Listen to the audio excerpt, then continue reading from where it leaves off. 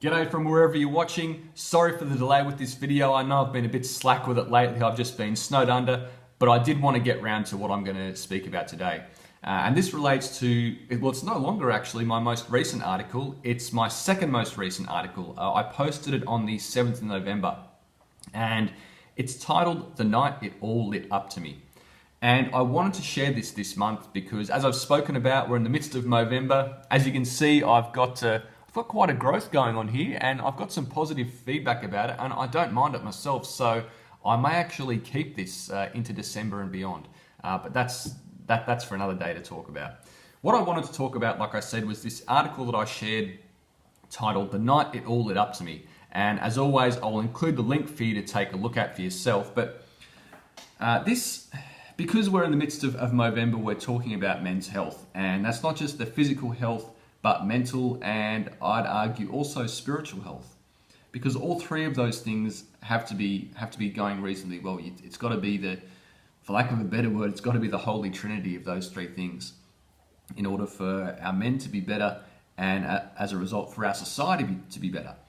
So I wanted to share what's been the best decision that I've made in the last 10 years. When you're a business owner, as you know, you make a lot of decisions on a day-to-day basis, and some of those decisions are quite positive decisions. Some of those decisions, if we had our time back again, we'd choose differently, wouldn't we? But this one, in the last decade, so between 2008 and now, this one stands head and shoulders above any other decision that I've made as the best decision that I made. So to paint the picture for you, I'd done 3 years at uni. It was a Bachelor of Animation degree, believe it or not, in a past life. I did that at QCA up in Brisbane. And my goal was to produce my own series, get that on TV. That had been my ambition for 5 years or so because I really enjoyed writing, I loved cartooning, all that sort of thing. So that was the goal. And I graduated, I moved back home to the Central Coast for a year, and after about 6 months there, I realised that I was living in the past. A lot of the people that I used to know had moved on, 3-4 years away. Inevitably things change. And I still had a lot of friends back up in Brisbane, a lot of stuff that was still relevant to me there. So I moved back and I started working full-time retail liquor, and that was just to pay the bills, but I kept this dream of developing my own series, getting that on TV, etc., etc. It didn't really help that there aren't that many jobs in animation here in Australia, but yeah, I still had this dream. The problem is that my goals were based on, at that time, were based on what I wanted to do back when I was 16 or 17. And as you know, a lot changes in the 5 years, let alone the 10 years between when you graduate high school, so 17 or 18, and when you're in your late 20s. And I remember about 7 years back, I was listening to Hack on Triple J one day, and they were covering this recent article, and they'd done research and found that 25-year-olds were the unhappiest people by age, and they were discussing why that was, and they were asking, why is this? And there was one guy that called in, and it really stood out to me because he said, when you're 25, generally you've gone to uni, you've graduated, and it feels like you've got the world at your feet, and so you've got the high of getting that degree, and then you go out into the workforce, and you expect your life you expect certain things to have happened in your life by the time you're 25, and then they don't happen. And you start to think, what's going on here? And it's a bit of a harsh wake-up call. Because that was me. That was me when I was about 24 or 25.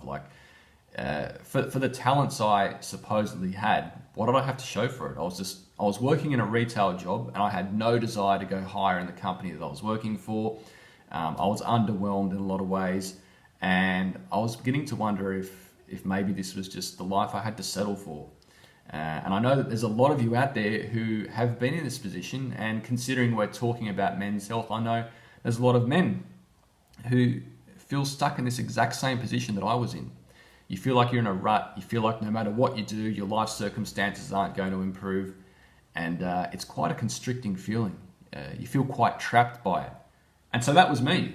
I was waking up, I remember in the winter of this particular year, there were some mornings I'd wake up maybe an hour and a half earlier than normal, and I'd have this knot in my gut. It was just this uncomfortable knot in my gut, and the anxiety of just wondering, like, is this it? Like, I thought my life was going to be here, but here it is down here, and maybe I just can't beat this. Maybe this is really who I am, and maybe the only way that I'm going to get what I want out of life is just through putting on some act and just having to deny my true self and just get with the program, just get with the system. And it's awful. It was an awful feeling.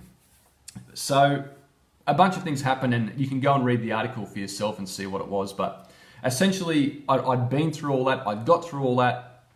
And at the age of 25, on New Year's Eve, I made the decision that this wasn't going to continue anymore, that everything that had happened or hadn't happened in the last 18 months, that I was done with that part of my life, and whatever it took to get out of that, whatever it took to improve my life and improve my well-being, I would do it. I would do whatever it takes.